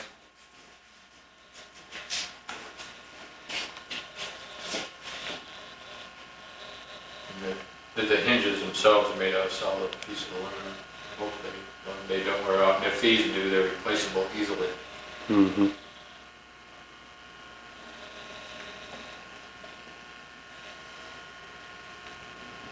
That's where your trim's going to be? Yeah, it's a drawing. That in place? Oh, I see. It's still got it clamped up. Yep. Let's try it.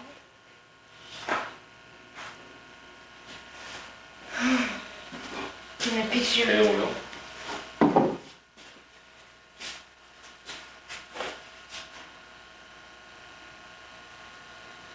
Okay, where was that?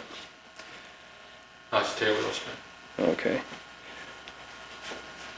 It has a removable bushing so that when they wear, they get sloppy on you. I can replace it. Replace it. Good idea. Thicker than the Sonorai even, isn't Yeah, it? it sure is. There again, they're the same guy that makes Bracket on there. Sonorais made them. made this one for me, and I wanted a little more beef in it, Mm-hmm. especially in the bend radius.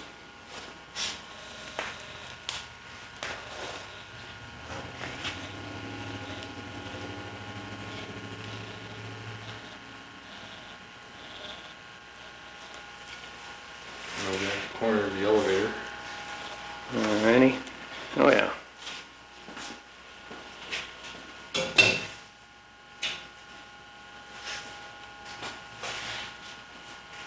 Let's get another shot of the wing there. Let's show that off a bit. Keep from backing into things here. Correct.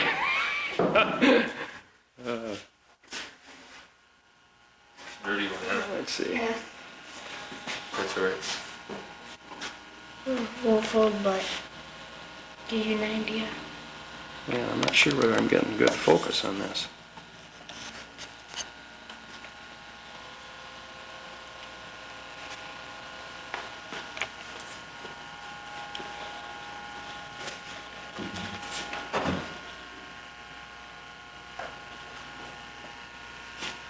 Get the back of the spar.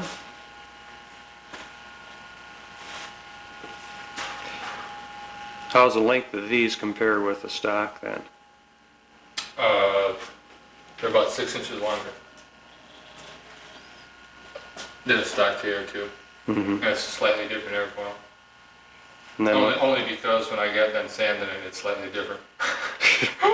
is that with the tips and everything? It's longer? No, it's just the wing itself. So by the time you get the tips on, Yeah, the wing tips are they're about 10 inches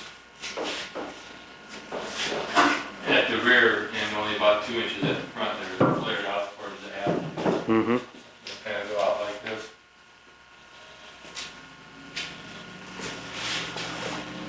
Get around. Down here, see that big 2600 here? Yeah, we're having the intake manifolds made for it right now, and the exhaust stuff is being made.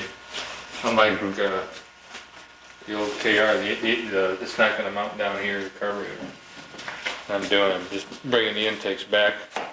I'll go right up through here. The carburetor's going to mount right here because we got the fuel right pump. on top We there. don't need gravity feed with the fuel pump. Oh yeah. And by They'll doing mount that, right up there. you can have them. You can have the intakes always running down, natural flow gravity to boot. And then the top of the cowling here will have the air filter built into it with a plenum running back down over the side, one side or the other. I'm not sure where it'll go. To pick up the fresh air and also for the carburetor heat. And it's going to use the Ellison throttle body on it. Oh, did you get it yet? No, I haven't ordered one. I just spent When I spent my wad this when time you on feel my rich. canopy. Feel rich, you can buy one of those. Yeah. When the battery. Yeah, hope we don't wait that long. This was your own idea for the mount then, right? Yeah. Here's the hinges. And those are the Diehl mattresses. Oh yeah. Is that there? Mm-hmm. Used a piece of this here. Yeah.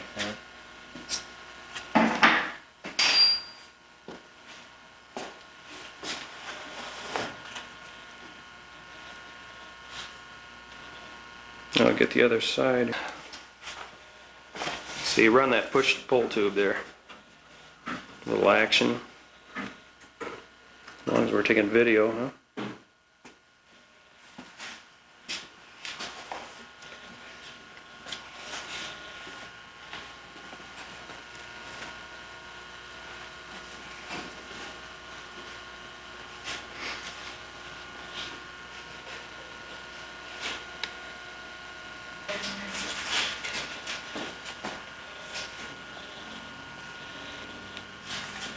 Right here. That had to be longer than the raffle too. I only have a stub spinner.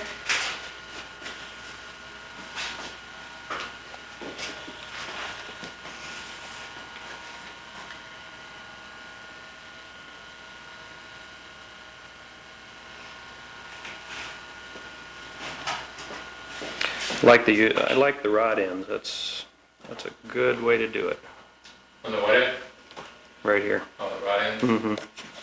For the hinges. I was trying to incorporate them into the ailerons also, and if I had done it before I built the spars, I could have. Mm-hmm. But I don't have any supports in there to fasten them to where they need to be, so we gotta go this way.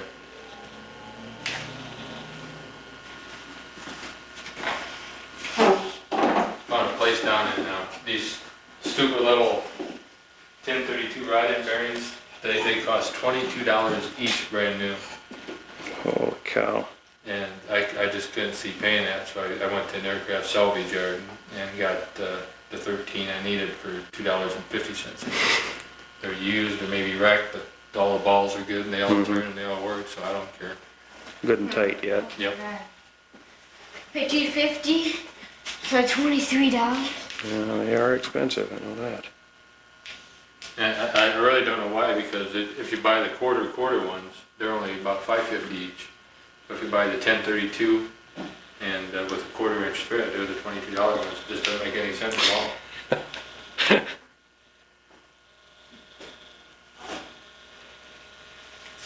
A lot of prices don't make a lot of sense with aircraft.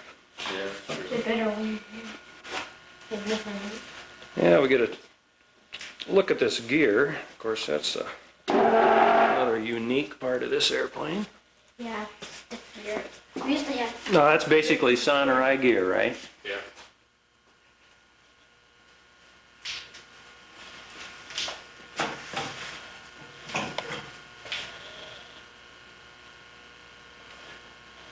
By the time you put wheel pants on there, you probably won't even need to have anything retracted. Yeah, I'm gonna stick some balsa wood blocks in the front of it that sticks out to streamline it so it's not square.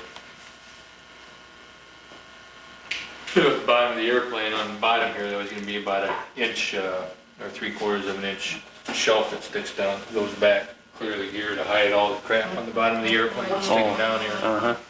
So it'll be all flush with the rudder pedals and stuff. Hmm. Oh, yeah, I see. Just like a false bottom. Right, exactly. When you take it off, you can't just screw it on. Now I'm gonna fiberglass it now.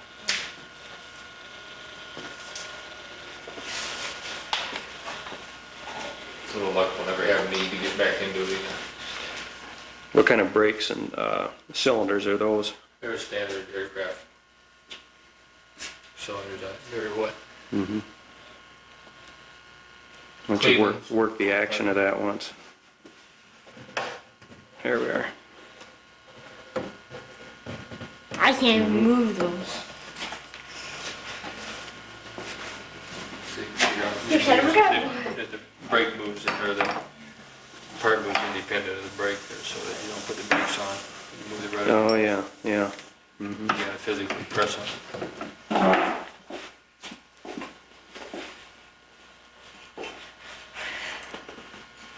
Well, judging by the length of that, you should be able to use your toes with ease on that. Yep. Without having to stand up on her to say, "Ooh, shit, right. what noise there?" Mm-hmm. This here is a new little hydraulic brake that was in sport aviation, for KRs and such. Oh, yeah, I think I read about that then. Yep. Uh-huh. It's a one-sided disc rather than a two-sided disc. Who puts that one out? I can't read the name on it. Genetics or something like that. But it's a go-kart, Oh, set up, huh? yeah. Go-kart. Except it's hydraulic go-kart instead of Mickey Mouse go-kart. Like the Azusa How about mechanical brakes are. Yeah, we got another wing laying over here. Ought to put that canopy back on there so we can get a shot of that too. I'll hold it. Let's see, we get your tie down here.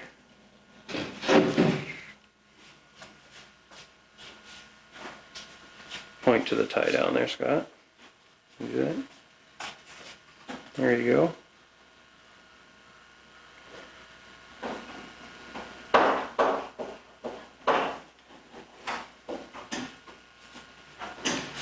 What brand of epoxy did you use on the wings there?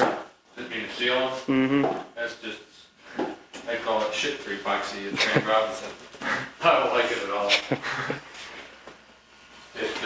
Did you do that damn It just seems like it never dries. It's always somewhat tacky. That's why I use Always it there. runs. Because it's a good sealer. I just don't like to use it because it all does is sand. Your sandpaper, it gets all gummy. You get it off first unless you scrape it. Or you use safety Also, epoxy. put your hand on your, right here, put your hand on it. And your structural glue is what? Hughes FBL 16A, the white glue. See that there's a safety epoxy and it dries so nice and it's hard when it dries. You can sand it right off. It doesn't gum your sandpaper up on that. That's why I like it much better. Yeah, it finally dried, Scott, this morning. It was still kind of...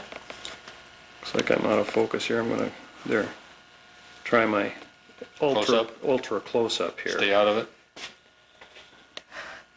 You're supposed to be able to get within 1 centimeter with this thing. It's pretty close, isn't it? Yeah, it is. Mm-hmm, good.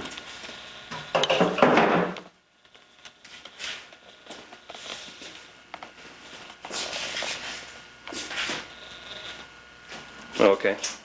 What do we got different? Well, we got dual ignition on top. You got a straight in dual port intake rather than in the Type 1 engine. It goes in and has to curve about 45 degrees. Displacement, of course, is bigger. This is 2600 instead of 2180. The oil cooler is mounted up front instead of on top of the engine. Underneath the oil cooler, it has a stock oil filter, which is a stock part on the motor. It's not something we have to add on or nothing. How much extra oil does that add then? This To the engine regular- here holds 4 quarts. 4 quarts? About basically 1 more quart, or? Yeah, 1 more quart. Back on that. Internally is most of the differences. You can't, it's really hard to see. The engine case, you notice, uses through bolts rather than studs, so you're not pulling from one half of the case half all the time, which is a problem with Type 1 cases when you get into larger displacements. On this side, you can't see it from there, but there's see the fuel pump, which is Okay, yeah, that's what I wanted to show. on the side of the engine here rather than on top of the engine here. Type 1, that's a stock item. There's nothing we have to do to machine it unless you have a 2000 cc case, which is fuel injected. And we've made a drill jig so that we can modify, if you have a 2000 cc case that doesn't have the holes put in it, we can put the holes in the bearing, sleeve bearing, add fuel pump. Morning, Steve. You added the extension cones in on it afterwards? Or Yeah, you planned on- when I first designed the mount, I measured the distance with the accessory case and everything on it, and everything fit, but I couldn't get nothing out without taking the motor off, and I just couldn't live with that. So with the 1.5 inch extensions here now, I can put the mag in and take the mag off without having to remove the engine, the same with the starter. It'll go in and come on out, and probably means my battery will have to be back another 6 inches instead of... Changes everything else then. Wait till last before we put the battery in and see where the CG falls. One of the last things we do, see where it needs to get mounted. What kind of a fuel pump then you're going to use? That one. It's just a Or as stock far, WL that's pump. just a stock one then? We use a stock pump, then we're going to have an electrical backup like you would in a Grumman or something like that. Usually take off and run. Flip that baby on, huh? Yep. You'll have the bypass that goes back to the gas tank for the overflow when the electrical pump's on.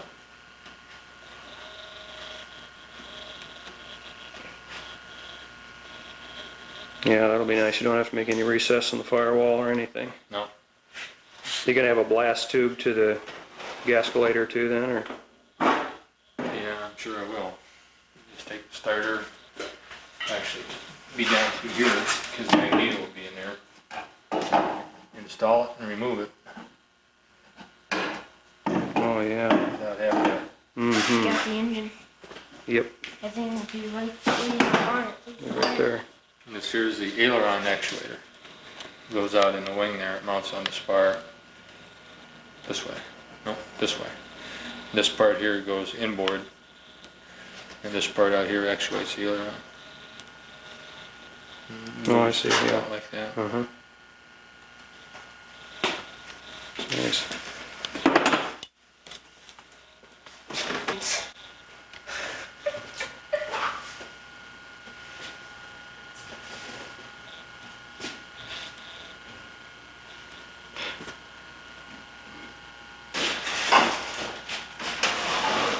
Right here, we got a little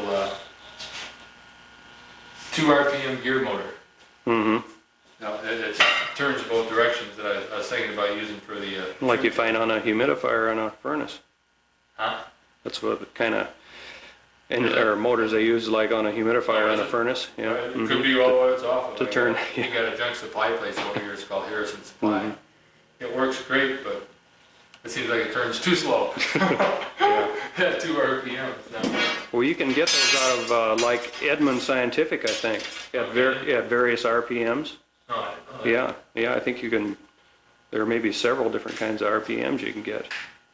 This one's really slow. By the time you get it adjusted, you'll be there, huh?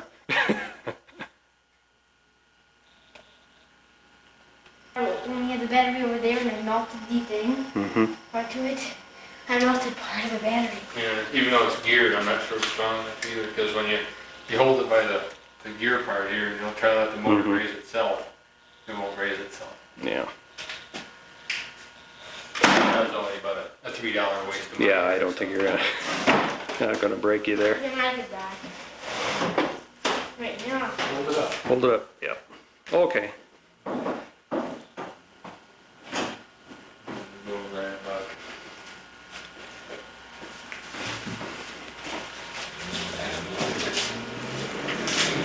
Now that's a regular T18 canopy, right? Regular one. And then, It'll be only about this long from here down to here. It'll be a cut straight line. And back here. Cut off in here. The front of it is the canopy will go from here, or the windshield will go from here to about here. It's 2 feet. And this will get cut off at about a that'll be 16. stationary. Right, stationary. This will be cut about an angle like this. That'll all be slide back. back. Canopy will slide right back on tracks. Yep.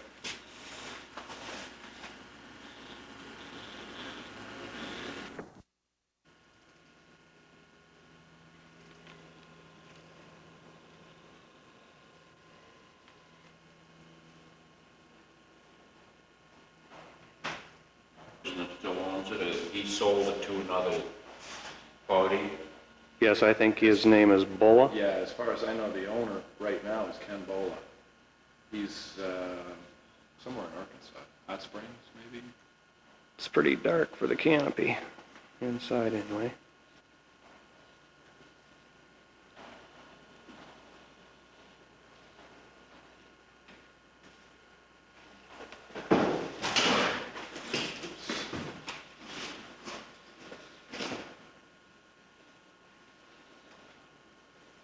You build the houses along in here then, is what you do? The access now in the end will end up what, being a Right now, we just built taxiway. It runs up that hill there, in the fall.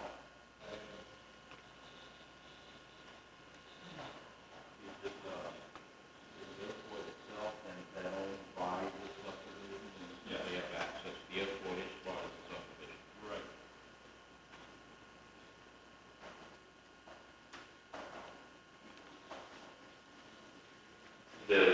There's then an annual fee, not yet with that, not yet, but that will be established once. Sooner or later, Yeah. like that. We haven't done it yet. There's subdivisions, you have to see them. Oh, it's old town recreational airport, but where they go in what tail or something like that. And started a subdivision. And then it's just a family business where apartments and developments. Rat race? Yeah, right, that's what you have, you locate. crazy underneath them.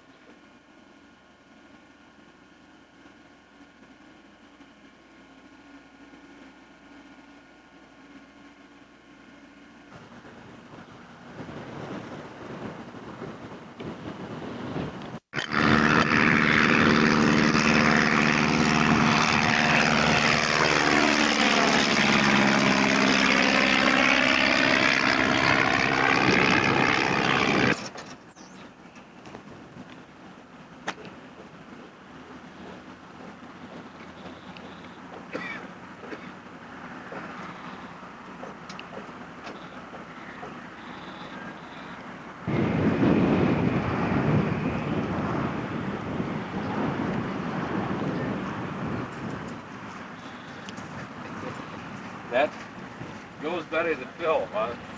Oh, you bet. This is great.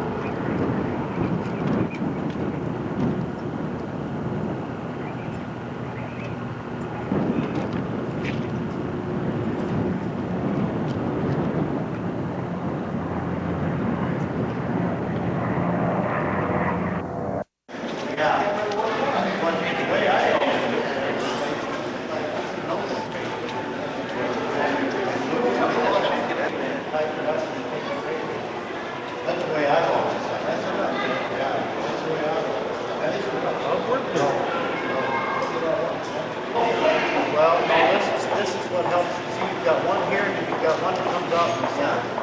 Okay, well, both of them act as to set up help set up the magnetic field.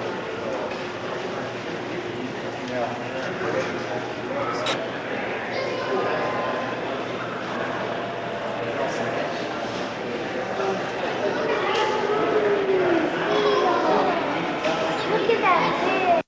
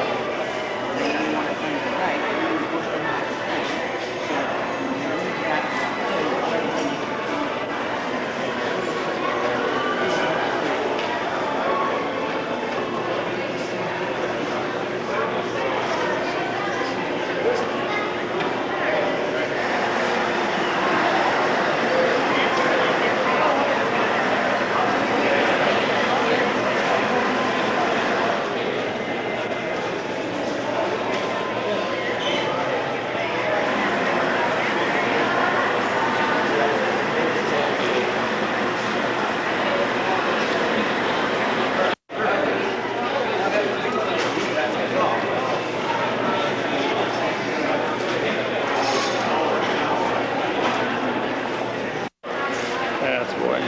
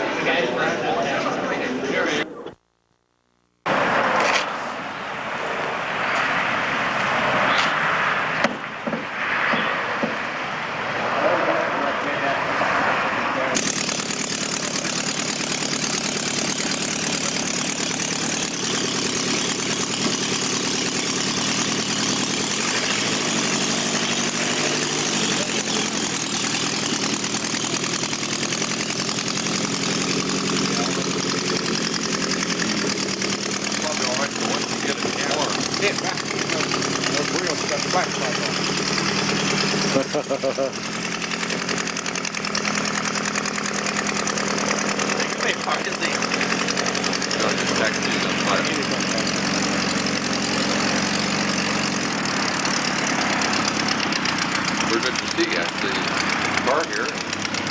He went with him. Oh, did he? Yeah. In fact, I was going to meet these people and he said he'd leave early.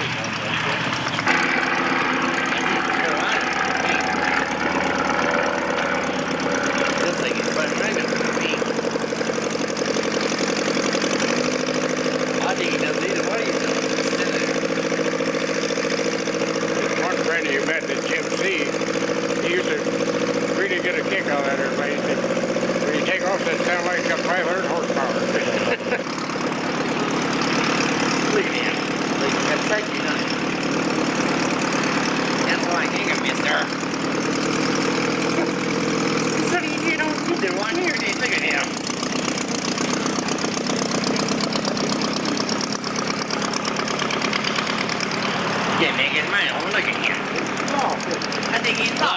he can find it. I think he needs a map. Anything I lost.